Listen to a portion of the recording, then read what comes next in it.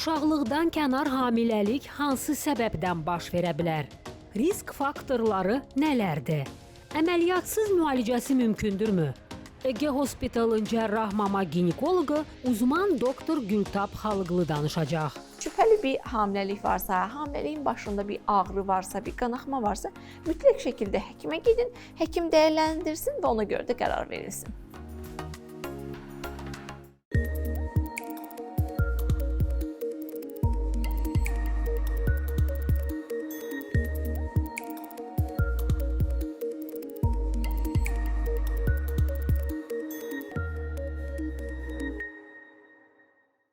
Hər vaxtınız xeyir əziz tamaşaçılar. Mən doktor Dilbər Rahim. Səhhətimizin bugünkü buraxılışına hər birinizi xoş gördük. Verilişimizdə Ege Hospitalın Reproduktiv Təbabət Mərkəzinin baş sponsorluğunda baxırsınız. Əziz tamaşaçılar, çayınızı, kofenizi hazır eləyin. Əsasda xanımlarımız, çünki bugün bir ginekoloq bizim qonağımızdır. Bizim bugünkü qonağımız Ege Hospitalın uzman mama ginekoloqu Gültab Xalıqlıdır. Necəsiz doktor? Təşəkkür edirəm, yaxşıyam, siz də yaxşı olasınız. Təşəkkürlər. Əhvalınız da yaxşıdırsa, mən mövzunu açıq elan etmək istəyirəm. Bugün mövzumuz uşaqlıqdan kənar hamiləliklərdir. İlk öncə bu, belə deyək, termini biraz açıqlayaq tamaşaçılarımıza ki, uşaqlıqdan kənar hamiləlik nə deməkdir və sonra da artıq səbəblərinə qayıdarıq. Buyurun. Bildiyimiz kimi bütün hamiləliklər başarılı bir şəkildə sonlanır. Uşaqlıqdan bütün hamiləliklərin 2%-i uşaqlıqdan kənar hamiləlik şəklində olur. Nədir uşaqlıqdan kənar hamiləlik? Maylanmış yumurta hüceyrənin uşaqlığın daxilində deyil, uşaqlıqdan kənar bir yerə implantasiyaya yapışmasıdır. Bu ola bilər ki, uşaqlıq borusuna yapışa bilər və ya qarın içərisinə yapışa bilər və ya yumurtalıqda, uşaqlıq boynunda və keysəriyyə çapığında yerləşə bilər. Bunlar çox ciddi bir durumlardır. Zamanında aşkar edilməlidir. Çünki ilk trimestr ana ölümlərinin ən çox səbəbi uşaqlıqdan kənar hamiləliyin ağırlaşmalarıdır. Aydındır.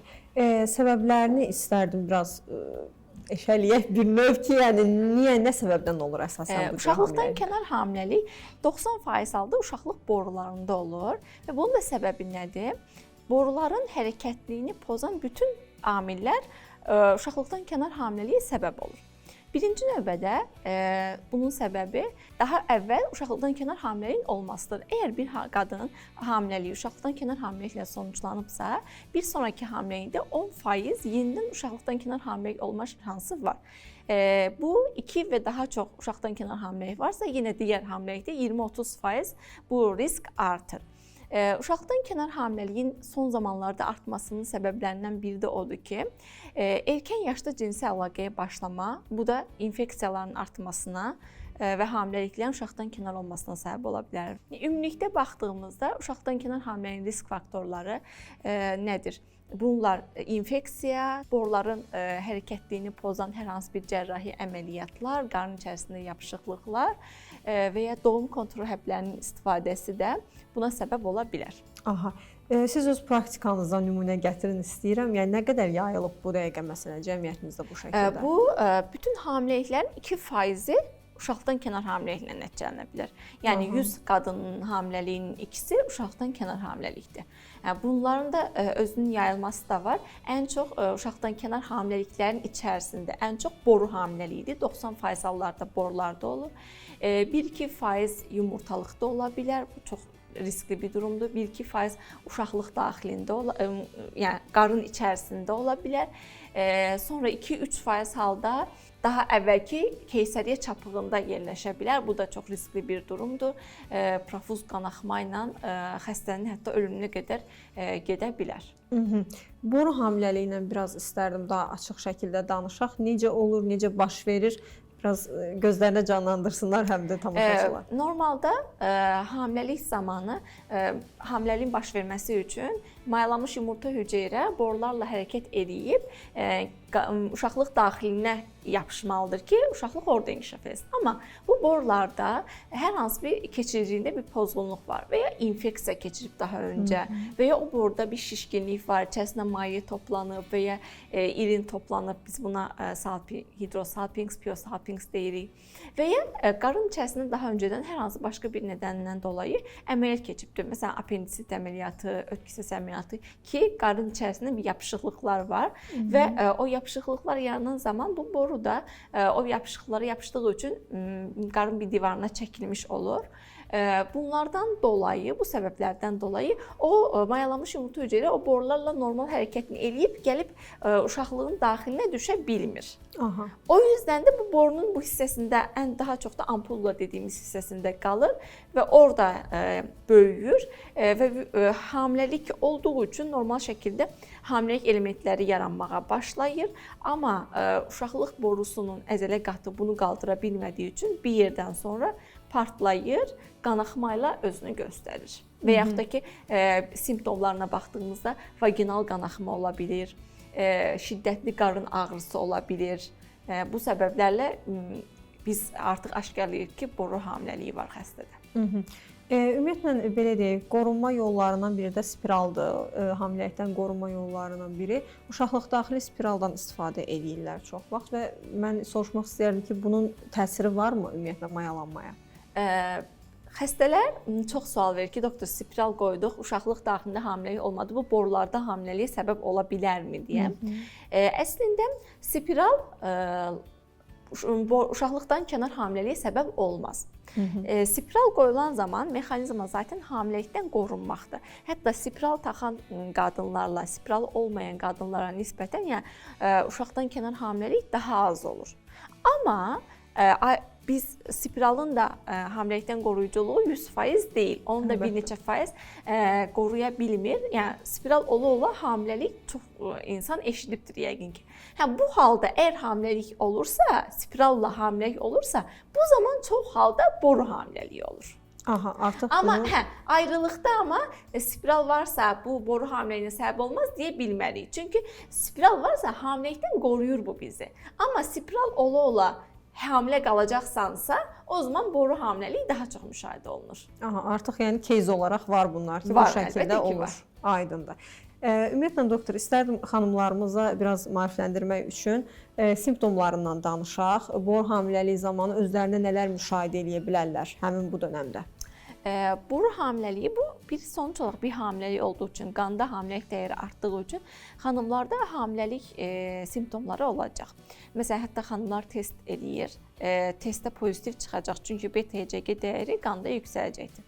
Amma burada uşaqlıqdan kənar hamiləlikdə sağlıqsız bir hamiləlik olduğu üçün başqa simptomlar da olacaq. Birincisi, ləkələnmə tərzinə və ya daha çox şəkildə vaginal qanaxma ola bilər. Digər isə ağrı.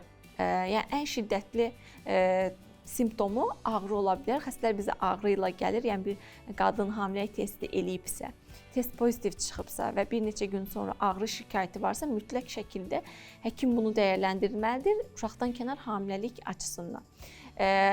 Simptomları digəri, əgər daha gec həkimə müraciət edibsə, bu aşkar edilməyibsə, uşaqlıq borusundakı o hamiləliyin böyüməsi, irəliləməsi, borunun partlaması qanaxmaya səbəb ola bilər. Qanaxma az öncə, yəni ilk əvvəl az miqdarda olduğunda xəstədə sadəcə ağrı, rahatsızlıq ola bilər, amma miqdarı artdıqdan sonra qarın içərisinə şiddətli qanaxmalardan sonra bayılma, kollapsa qədər gətirə bilər xəstələri. Aha. Ümumiyyətlə dəyərləndirilməsi necə aparılır? Bir müayinə yöntəmləri nələrdir bu dövrdə? Əgər bir hamiləlik varsa, bütün xanımlar test etdi, əgər pozitiv çıxdısa, mütləq şəkildə həkimə müraciət etməlidir. Burada biz birinci ultrasəs müayinəsi ilə dəyərləndirmə aparırıq. Ultrasəs müayinəsi edirik. Uşaqlıq daxilində kisə yerləşibmi, hamiləlik kisəsi yerləşibmi, yerləşməyibmi, onu təyid etmək lazımdır. Əgər şübhəli bir durum varsa da, kisə formalaşmayıbsa, biz o zaman qanda BTCG dəyərinə baxırıq.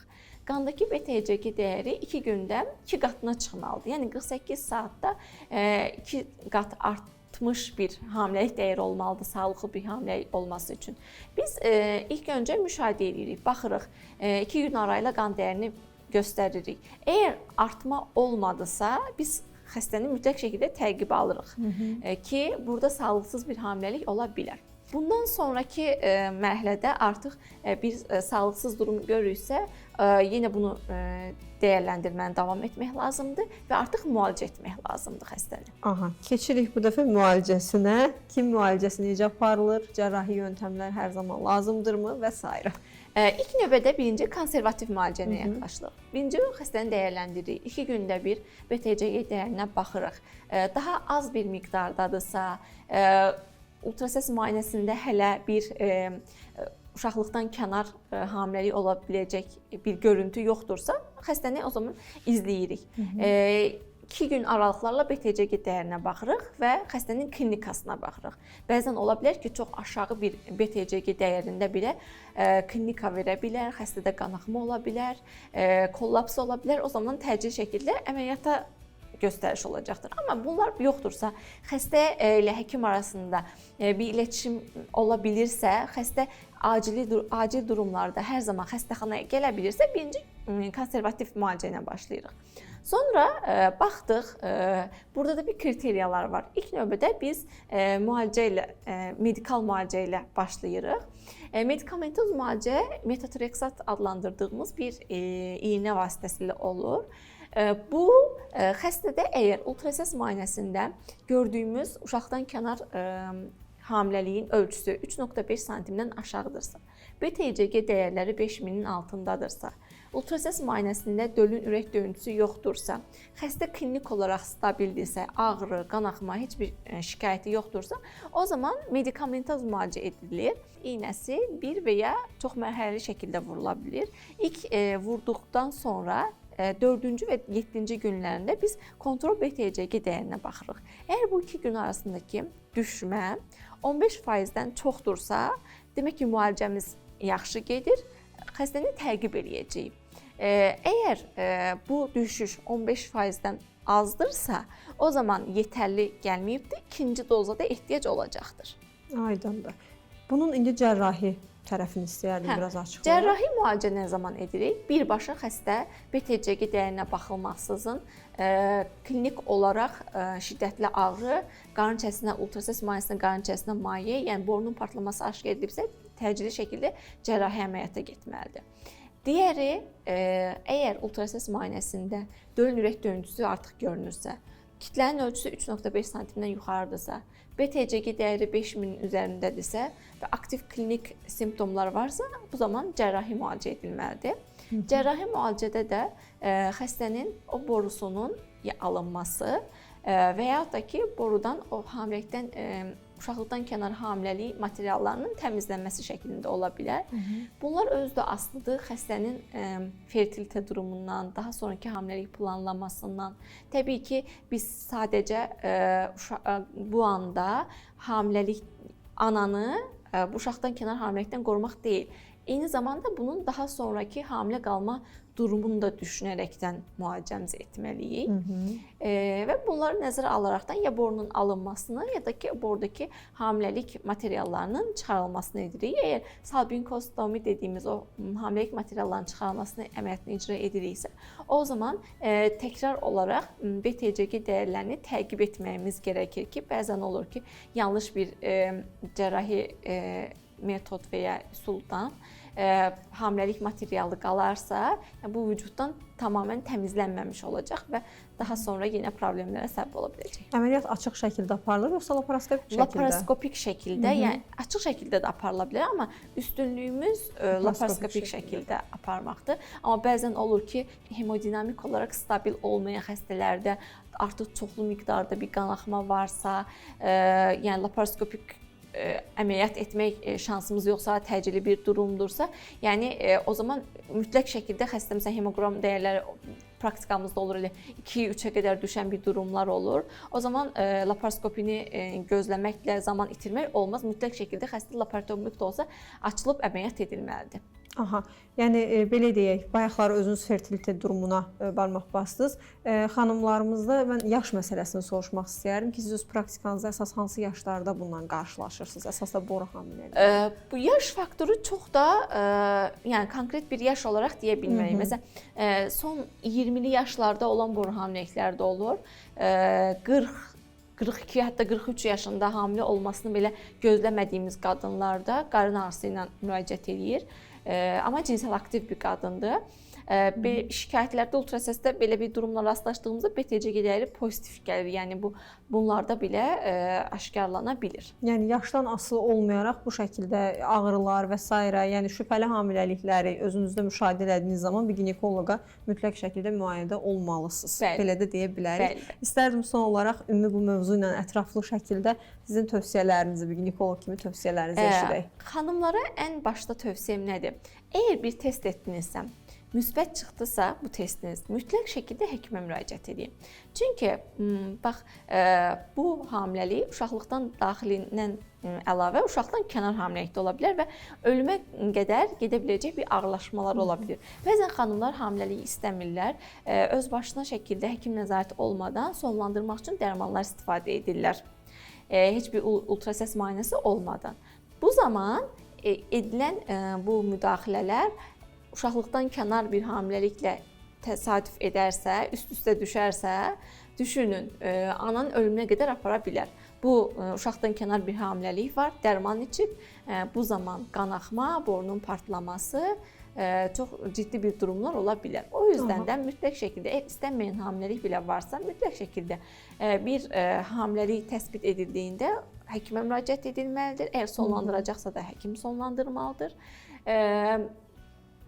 Həkim nəzarəti olmadan əlavə heç bir dərman istifadə etmək düzgün deyil.